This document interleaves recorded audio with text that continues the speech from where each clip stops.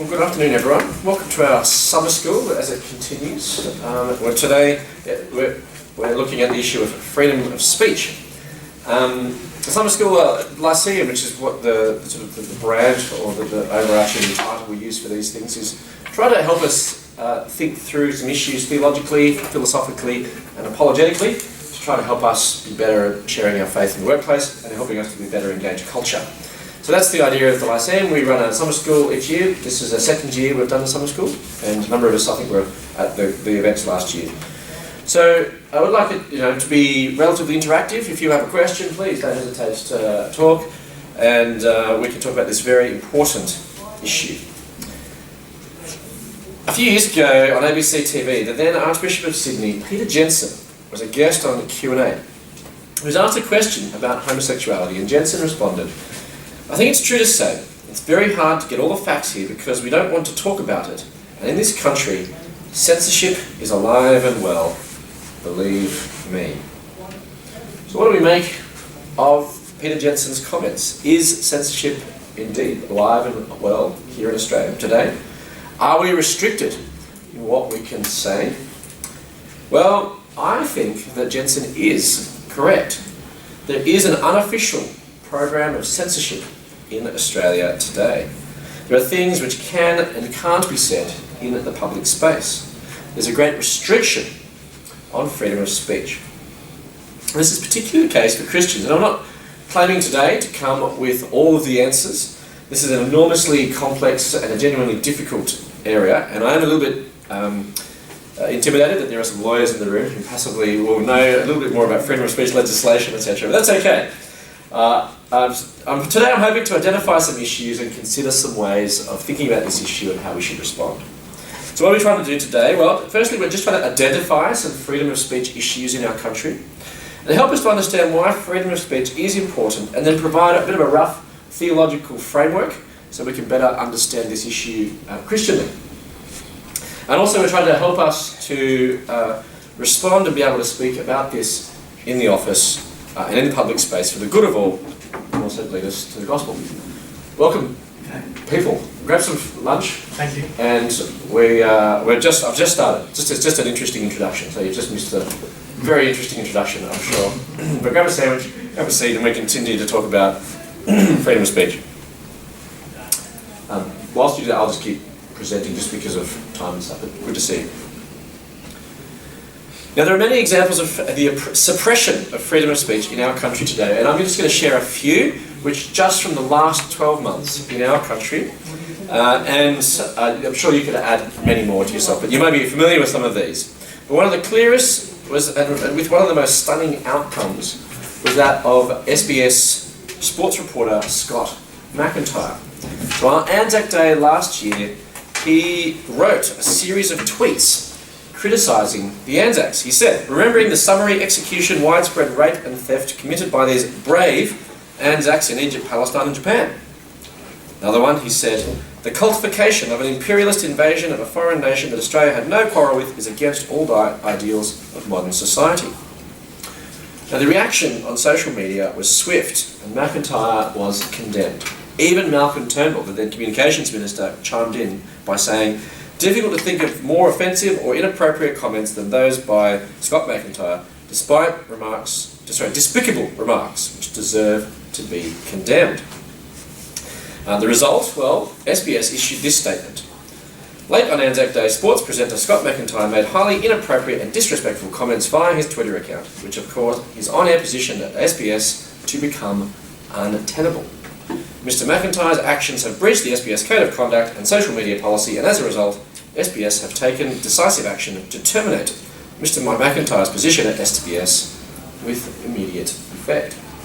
So effectively, he was sacked for sending a series of tweets. Another example of suppression of freedom of speech is that of anti-abortion campaigner Troy Newman. Troy Newman was due to fly from the US to Australia last year for a tour organised by Right for Life. However, due to some complaints by some Labor politicians, his visa was revoked under the Migration Act. Labor backbencher Terry Butler has asked Dutton, the Immigration Minister, to review Newman's visa on character grounds, citing passages from his book Their Blood Cries Out, in which he advocates apparently, for the death of abortion doctors. And Penny Wong, the then opposition leader, backed this letter by saying, Mr. Newman's public comments go well beyond what would be regarded as acceptable debate in this country. She said, his views are repugnant. Mr. Newman's presence in Australia risks inciting intimidation and violence against vulnerable women. Yet Newman actually does not appear to advocate direct violence by private individuals. He claims to have no intention of inciting or promoting such acts. Rather, he wants to prohibit abortion through the legal system and advocate for the death penalty where the death penalty is legal. Yet, Newman was denied entry into Australia to do his presentations.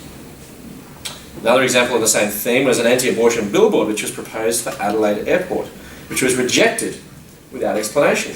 The billboard was going to say 1 in 5 unborn South Australians never gets to take off. But Adelaide Airport Limited rejected it without disclosing its reasons.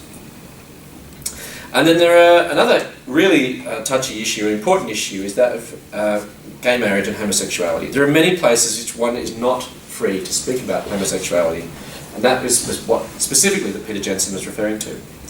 I heard about a Christian group on university campus who refused to speak openly about homosexuality on the campus because they fear that if they do, that they'll be kicked off. The whole debate about gay marriage raises many freedom of speech issues, none more critical than the current anti-discrimination case in Tasmania. Martine Delaney, the Greens candidate for the federal seat of Franklin, took a complaint to the Tasmanian Anti-Discrimination Commissioner that the Catholic Church had produced and distributed a booklet which, quote, does immeasurable harm to the well-being of same-sex couples and their families across Tasmania, end quote. She said, the Church is entitled, as we all are, to freedom of speech, but there's an inherent responsibility with that you cannot do it in a manner which is offensive and insulting and humiliating. Now, interestingly, atheist writer Chris Berg, who's based here in Melbourne, commented on this, and he said, the book in question, Don't Mess With Marriage, offers a basic Christian case against gay marriage. Families are the founding blocks of society and children need a mother and father. He goes on to say, it's hard to overstate how moderate this booklet is. It offers no fire or brimstone, it's gentle and Christian, of the suburban pastoral variety. There's much expression of sympathy for same-sex attracted people who also want to follow religious teachings that preclude their sexuality. It's a calm explanation of a major position on a prominent political policy issue. Now there are various particular legal issues surrounding this case, but if Delaney's claim is upheld, that will mean that it will be difficult to debate the issue of gay marriage. Speech will be suffocated. Now, I could keep going on. We could spend the whole time here just quoting different issues of freedom of speech in our country here today, and you could probably come up with your own that you've seen or observed. But the feelings about free speech in our community, I think, were summarised by a brilliant quote by this woman, Tanya Cohen, writing an article online last year. Now, she was speaking particularly about banning anti-abortion speech, but she went on, and I'll quote, it's a lengthy quote, but I'll quote it all. She says, not only should anti-choice speech be banned, but so should all speech that voices approval of reactionary, hateful, bigoted or anti-human rights ideologies. This includes pro-gun speech, speech that voices approval of Israel apartheid in Palestine, speech that voices approval of the inhumane treatment of asylum seekers, speech advocating oppressive economic systems, anti-feminist speech, anti-environmental speech, anti-healthcare speech, anti-immigration speech, climate change denial, and any other ideologies which are harmful, hateful and or dangerous. Some have thought that her argument is so incoherent and so self-contradictory that it's actually satire. But it does reveal, but it seems as though she genuinely means this. It does reveal a certain feeling within the community that there is a moral justification for banning those that we disagree with. Now these are all live and current examples in our country, and hopefully it'll help you realise at least that we do have freedom of speech issues in our country in Australia today. You might hear it on the news or elsewhere when there are calls for someone to be banned. Why did you allow this person on? I mean, regardless of the situation, I could just quote Chris Gale, the situation there, what should we do with him? Similarly with Pauline Hanson just last week on the anti-vaccination campaign, etc. These are some of the things people are saying, these people shouldn't have a right to speak into the public space. So we, as Christian believers, we need to be better, I think, and hopefully given that to help us identify some of these freedom of speech issues in our country. So what does this teach us? Well, it teaches us a couple of things, I think. One of them, key one, is about power and society. When we observe these freedom of speech issues, we can see what our society values and what the dominant ideas in our culture. Because only the powerful can suppress. Hence, when we observe what is suppressed, we understand our world. And the intolerance of alternatives also reveals the idols of our society. Hence, the swift and unjust sacking of Scott McIntyre reveals precisely what he was criticising, that Anzac Day has indeed become cultified. Anzac Day, and what it stands for, is now a quasi-religion in our society. And also it teaches us that this is one of the impacts of social media and the democratisation of opinion. Freedom of speech issues are now more pertinent and relevant now in the information age, where social media, a person's opinion is far more easily shared and viewed. And there becomes a blur between professional and private, all because all of life is now captured through social media. Moreover, anyone can have an opinion on anything.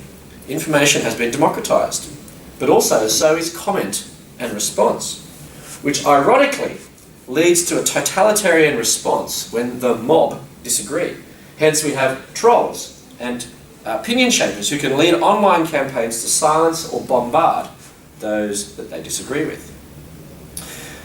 Now, this censorship has not gone unnoticed. There have been reactions against this, sometimes from surprising sources.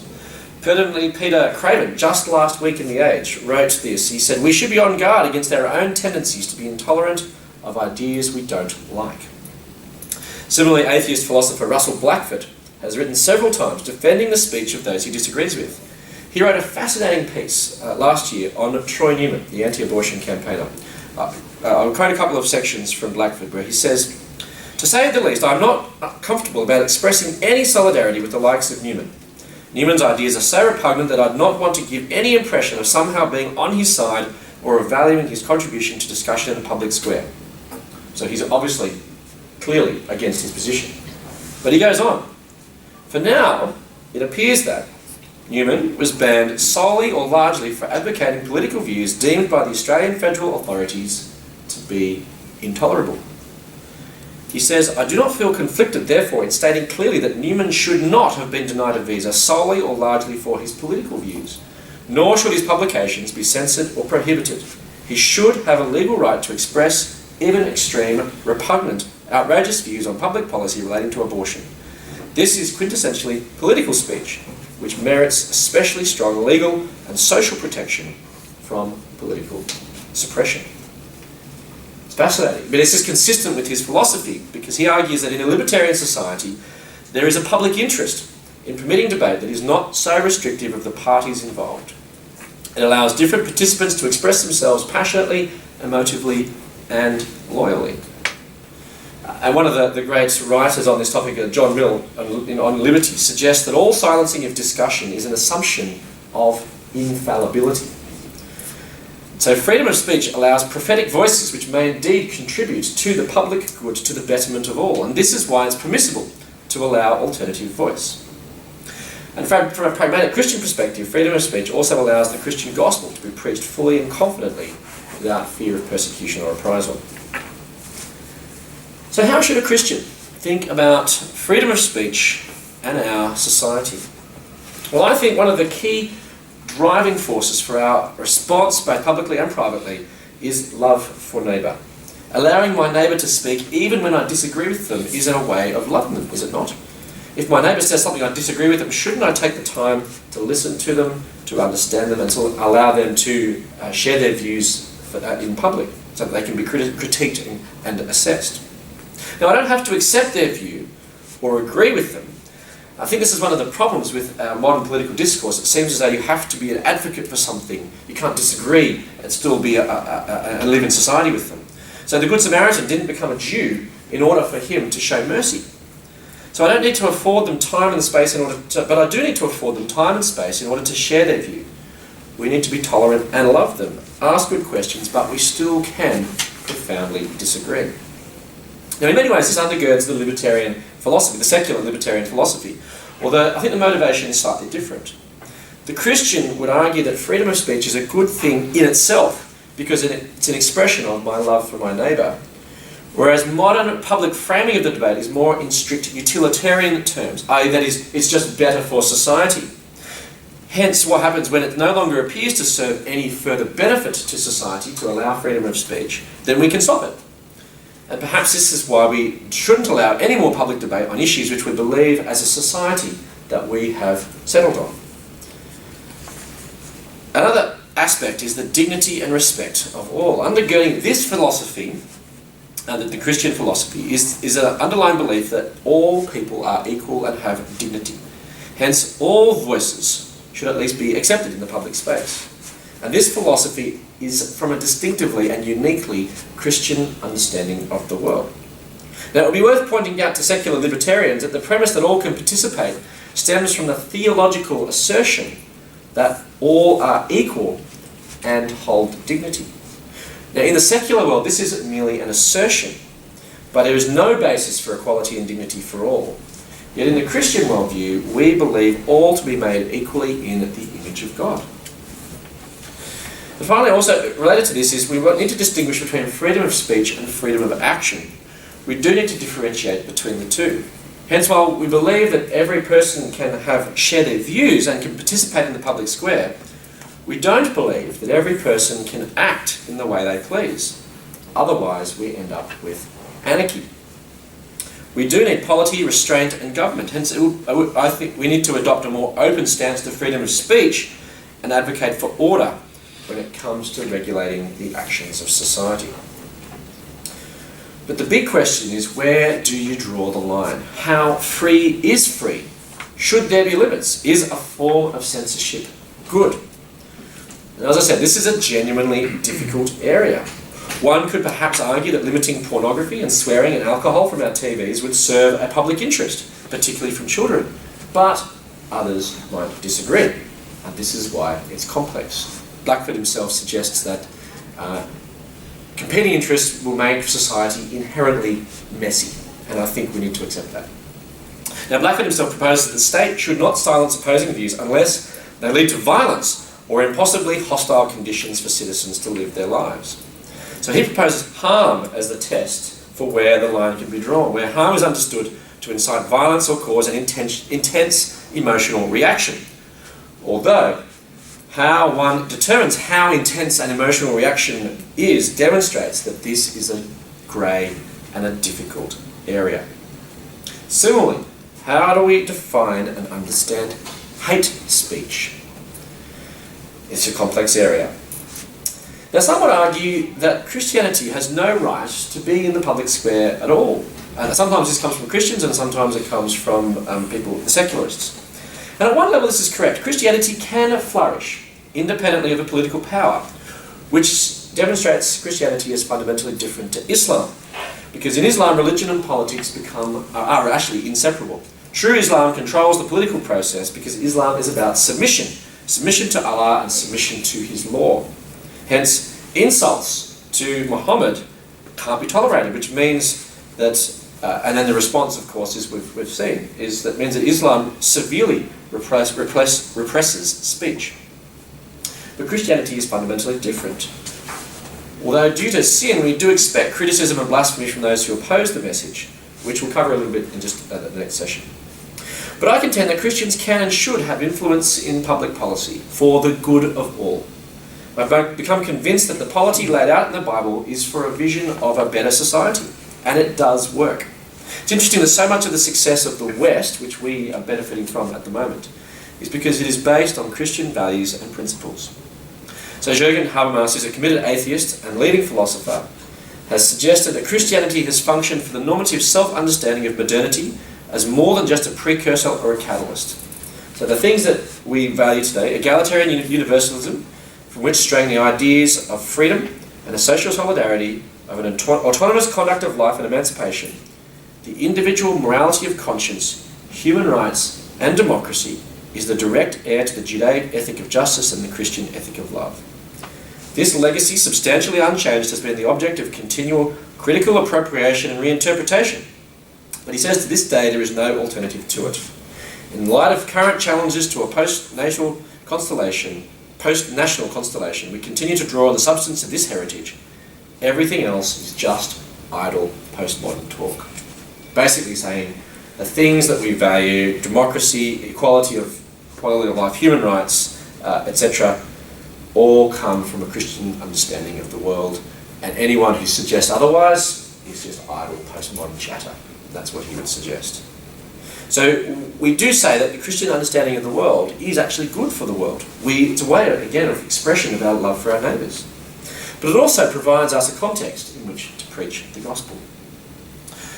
So then, how are we to understand freedom of speech? Well, a verse which has become somewhat paradigmatic in my mind is Ephesians 4:15. I've got it there as well. It says, "Instead, speaking the truth in love, we will grow to become in every respect the mature body of him who is the head, that is Christ." So speaking the truth in love. Now the context here is specifically about speaking contrary to deceitful schemes, not specifically about engaging the world, but it's engaging doctrinal error. Yet these twin themes of speaking truth and love describes the philosophy and manner in which I think are fundamentally Christian and that we should encourage. And I also wonder if this should influence and perhaps describe the Christian's public policy response. It might be worthwhile to throw at colleagues when we speak about what should guide us in issues of freedom of speech. Perhaps we can say, well, what guides me as a Christian is speaking truth in love. Do you think that would make for a good society if we all spoke like that? This vision of society, I think, is attractive and appealing. Although advocating that the state to speak the truth in love can become clumsy and totalitarian, as recent anti-discrimination laws have demonstrated. These laws in some ways are society's attempt to regulate in love, but true love can only come from the Spirit of God and a transformed heart. So hence it's important that we model speaking truth in love and we preach the gospel, for only a transformed heart can come through the gospel, and through that people will be changed. So let's just speak briefly about these two issues, the twin ideas of truth and love. So truth is important even if it's unpopular, and truth is rarely democratic. We need to be reminded to recognise and be open to the prophetic. Remember, God's prophets were often lonely and persecuted, who spoke to the hard-hearted people of the Old Testament. They had to come with a message that they knew would offend. So consider Isaiah's commission in Isaiah 6. He had to go and tell his people to be ever hearing but never understanding, be ever seeing but never persevering. It wasn't the greatest job description. I don't think it was the most inspiring job to want. I'm not sure if you'd like to have that job, to speak to a bunch of people who you know will reject you and not listen to you. But that's what Isaiah had to do as a prophetic voice. Truth was unpopular. And also, allied to this means that there is a willingness to suffer for the truth. As a result of this unpopularity, we must be prepared to suffer for it. So consider Acts 4:18-20, where Peter and John are censored from speaking publicly about Jesus by the authorities. Yet they say that they cannot stop. Now, to what extent this is prescriptive of believers today, or just simply descriptive of what happened, is a matter of further discussion and thought. But I would propose that a couple of principles fall out of this. That there will be opposition to truth, and there will be times when we must not remain silent to obey God and not human authorities. And also, related to this is that truth, we know and we must grasp and understand that truth will be suppressed. We need to remember that suppression of the truth is one of the key manifestations of the sinfulness of humanity. So Romans 1, verse 18, "The wrath of God has been revealed from heaven against all ungodliness and wickedness of men who suppress the truth by their wickedness." So is it any wonder that there's censorship today? Are we surprised that it's hard to talk about issues of sexuality in our society? The Bible's been saying this all along. And this is what makes freedom of speech hard, because we're ultimately battling the sinfulness of humans. And this must be remembered and acknowledged in any Christian understanding or discussion of public policy and of freedom of speech. But effectively, we as believers need to be advocates for the truth. And I think we need to encourage to speak the truth. But then also, manner is important. We speak in love. I wonder if Scott McIntyre would still have a job if he spoke his truth in a less confrontational and abrasive way. Colossians 4:5-6 speaks about the manner in which we speak. We need to be wise in the way that we act towards outsiders. And interestingly, Paul says that we need to make the most of every opportunity. Hence, this is a good reason for coming in and thinking about this issue today, so that we can make the most of this opportunity in the workplace. Philippians 2:14-16 again speaks about manner. It's not grumbling or complaining, which raises the question, can believers object to freedom of speech issues without complaining? That's an interesting question to think through. And then 1 Peter 2:11-12, so you can look at these verses on the tram home or on the train home or something. Though they accuse you of doing wrong, they see your good deeds and ultimately glorify God. This is a challenge to believers to live holy lives amidst opposition, to live a consistent life, one is uncompromising on truth, but lives a life of holiness and which is ultimately attractive. Now the other issue is about offence. The area of greatest difficulty in freedom of speech today is offence. We do need to be mindful of offence, but we also need to foster, I think, a society where we can offend. Interestingly, Blackford himself agrees when he says that care must be taken to avoid a tyranny of the sensitive. And part of this is recognising that the gospel itself is an offensive message. Perhaps when we talk about this, we can share stories, maybe even our own story, of where the gospel was initially offensive, but over time we've come to see its truthfulness and its goodness. So, for example, the doctrine of sin. This is offensive to our society. We like to say that people are good, people are right. But the only problem with that is this is no evidence to support it. It just shows that we need to point out the reality of sin. Quote other unbelievers or atheists who acknowledge the evil of humanity and point to the mess of the world. Similarly, judgment. This is offensive. People don't like the idea that they will be judged, but we need to point out that underneath that we do want a world with justice. That this is how we function, and it actually is good for the world. So this is where the fusion, when we're dealing with issues of offence, the fusion of truth and love becomes crucial. So how do we live as Christians in the modern world? Well, Martin Luther provides another helpful framework, another helpful idea to help Christians live and thrive in the world. He suggests the Christian is a perfectly free lord of all, subject to none, and a Christian is a perfectly dutiful servant of all, subject to all. And that idea flows out of some of those Bible verses there, if you see Galatians 5 and 1 Peter 2. So what it means is that freedoms don't define us. We can live as aliens and strangers in the world. We are free. Even if we don't get freedom of speech in the world, we are still free. And sometimes we choose to not exercise our freedoms. So consider 1 Corinthians 9:19, where Paul doesn't exercise his freedoms for a missional aim. We are free, but sometimes we don't exercise our freedoms in order to win others.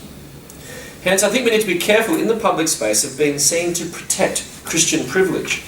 The battle for the concern of Christian rights can at times appear selfish. We should be seen as giving up our rights for others.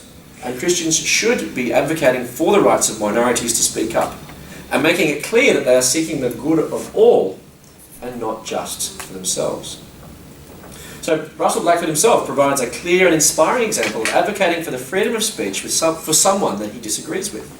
Though he's not a Christian, this is the type of advocacy that we should be pursuing. We need to frame our offence, I think, slightly differently. We want the truth. Well, sorry, maybe I should do a Jack Nicholson.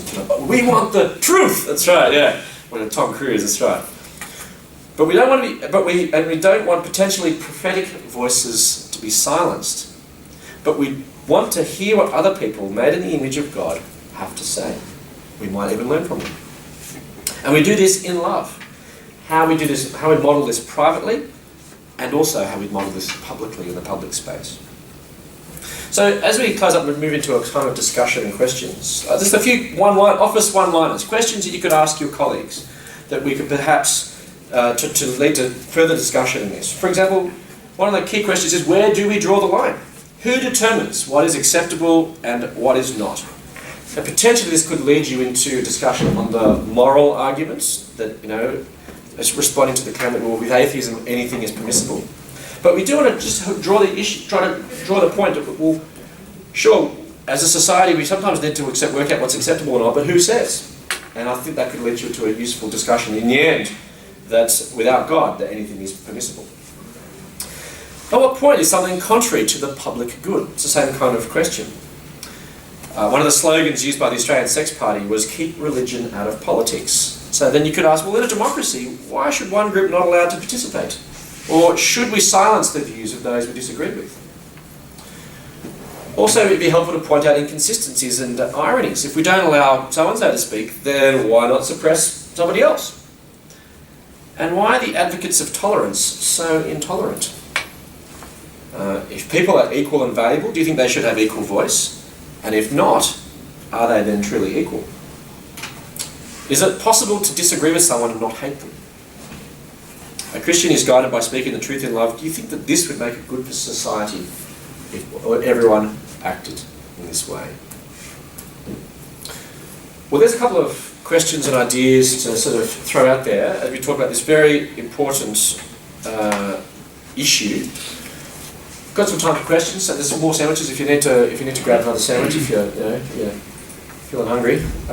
They're there. So, but any comments, questions, things you want to throw out, disagreements? We're happy to disagree. We're free to express your opinion anyway, except for you, Jenny. Yeah, sorry. Sorry, yeah. I read a really interesting article over the holidays there's an American Jewish magazine called Commentary, by a literature professor in the States talking about the importance of studying literature. He was also interviewed in the Gospel Coalition podcast.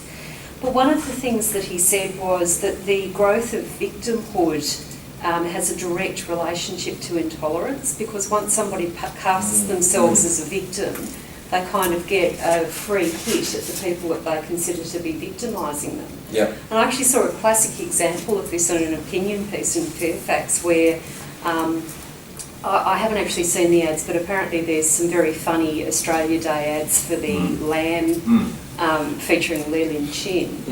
And there was a woman with an Arabic name, I think she must have been Palestinian from the way that she was writing, who was talking about the evils of cultural appropriation in this particular ad, so, with boomerangs and Aboriginal stuff and things like that, and why we should take that seriously. And then she moved on to Israeli appropriation of Palestinian cultural things like hummus. And, she was quite serious about it. And there was one line at one stage where she goes, "Love the food, hate the people." Right. And I just thought that was really interesting that she feels free to luxuriate in that level of hatred because she perceives herself as a victim. And I think you see that all over the place. That it is a license. I think that's very true. And I think this is where the doctrine of sin becomes really important, because we see that people are oppressive to Christians, but it's not. Well, we say, well, that's because in some ways that's the nature, the sinful nature, and the devil in some respects it's just working. And so we actually say, well, it means that the person in some ways is not the person, not the problem. The problem is actually sin, and so that means that it does provide us, I think, with a better framework in which to assess people who attack us in particular. But if you don't have that doctrine of sin, if you think people are basically good, then what do you have to do? You have to then become a victim from that person, and somehow you need the state to somehow legislate or step in. It's a very interesting comment. And I suppose some of these issues will be related to our session on a Thursday evening after work as well, and we deal with homosexuality in the workplace, because I think that's where some of these issues become more intensified as we talk through some of the issues a bit more. But thank you, Jenny. I think that's a very helpful point. Yeah.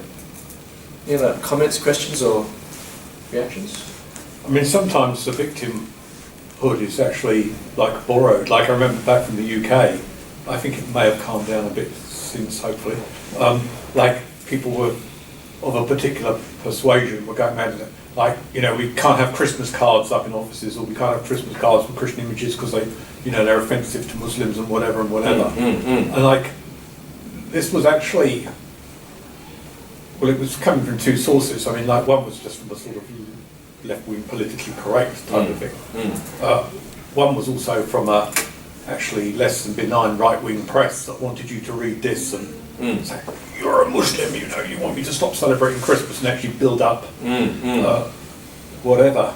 And when you actually got comments from like members of the Muslim community, they said, like, could you celebrate Christmas? Like, what's the issue? Well, let's get on with it. Yeah, and that was related to the issue you had before Christmas about using certain Christmas carols in our schools.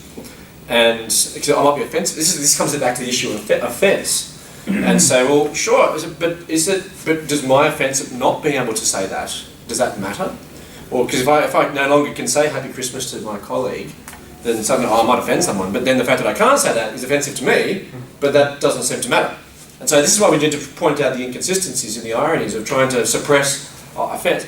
And I think we need to, again, reclaim the idea that this could be quoted very seriously out of context, but it's not. But we can be offensive to other people, and that's okay because we live in because we disagree. So the fact that a person's behaviour offends me, that's okay because they're different to me, but it means that I don't want to suppress that because it's offensive to me. I think this is the challenge where does offence become hate, where hate becomes sort of violence or etc. That's where the line becomes difficult to merge, and people have started saying, well, if we cut it off here, we can't offend anyone, therefore we're never going to lead to violence. But in the end, that just suppresses things. I think it makes it worse.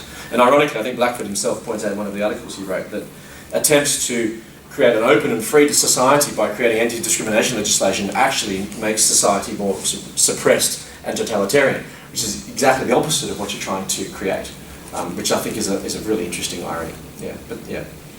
Yeah. Andrew? Yeah. You might have answered my question just then, in terms of using the two terms offence and hate, and whether that's helpful in working out the line. There's a story in the news even today. I'm not sure if you've seen this pickup artist, male pickup artist who, there was one of them came out a year ago and his visa was cancelled. Another one's just had his visa cancelled overnight after an online petition, advocating choking of women as part of picking up women. And okay, so we say offence is okay. In fact, we need to have if we're going to have a flourishing democracy, then we need to have space for offence.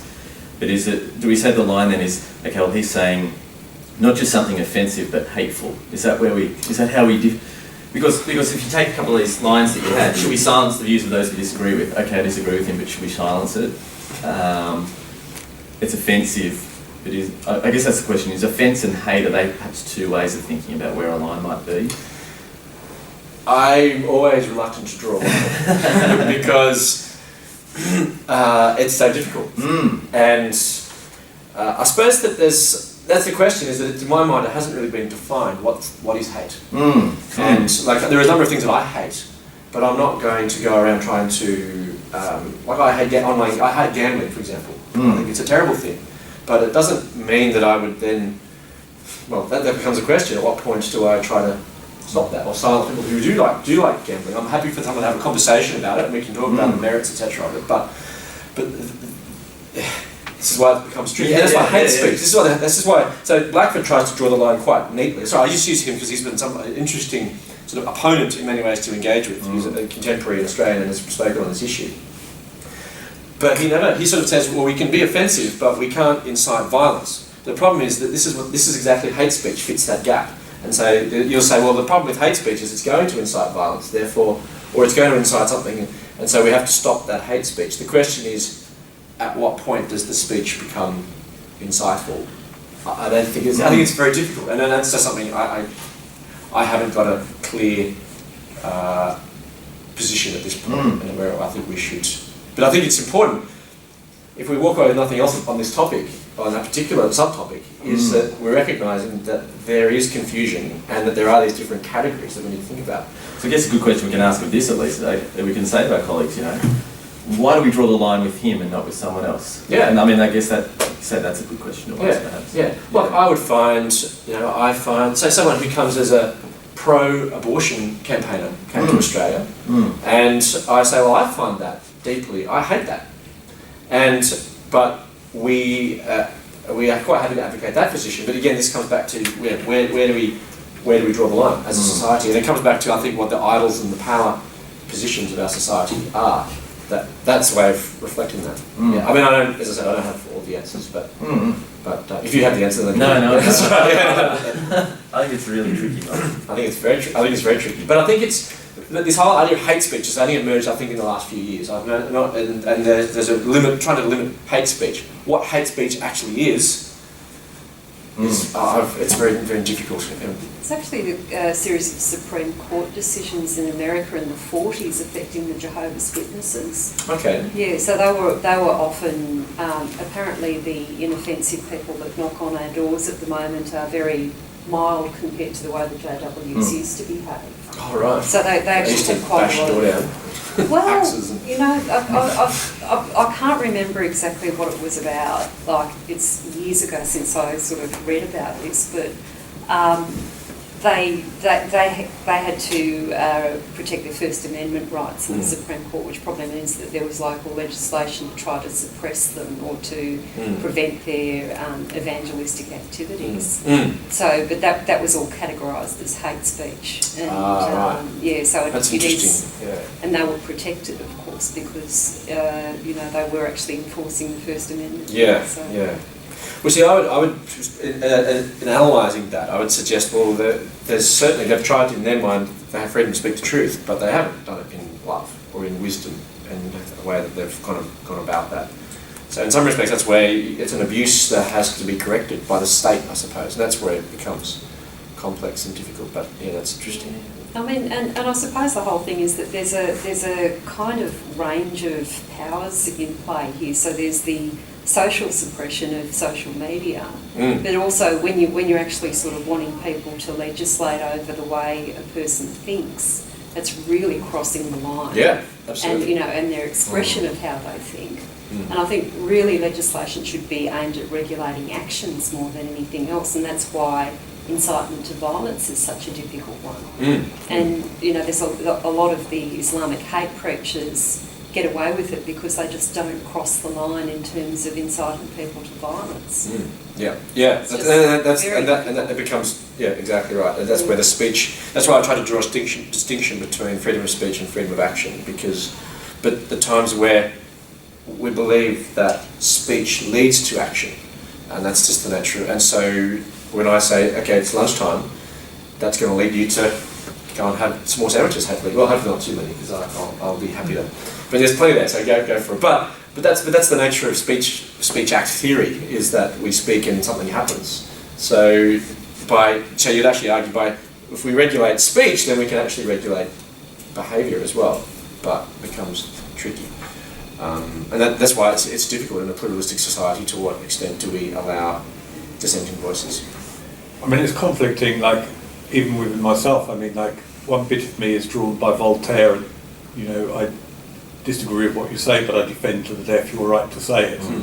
And yet there are stuff like the sort of hate speech, inciting, whatever, which I really do not want. No. You know, when George Brandis talks about freedom to be a bigot, well, you know, I'm distinctly uneasy at that point, because I sort of think there are things that, fair enough, I would fail your speaking in love, but obviously a lot of the people who say them aren't.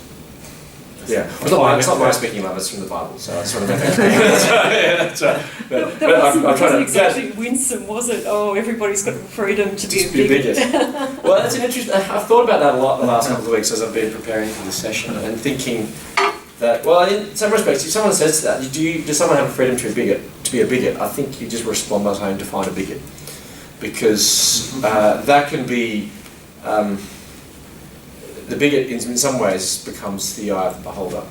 So someone who opposes this or opposes that, they're a bigot. Someone who is intolerant of everything, except for those who are intolerant. So, yeah, I think that becomes. And then you could ask, but why should they not hold their views, like who says? Probably need to wrap it up, even though that there's plenty more to talk about. Hopefully that's helpful, and there's been a couple of useful things. How about we pray? Love to hear your feedback. Just write that down. Freedom of speech. I really want you to encourage you to write everything you feel, and if they're too bad, if the comments are too negative, Andrew can read them all, and I'll just go and cry. That's right. Yeah. You can hate speech if you like. I'm very happy to encourage speech. But please, be censored? It won't be censored. It will be censored actually. It won't be. But I encourage you to speak the truth in love. How about we pray as we do? And hopefully this has been a helpful introduction or reflection on this topic. And let's pray.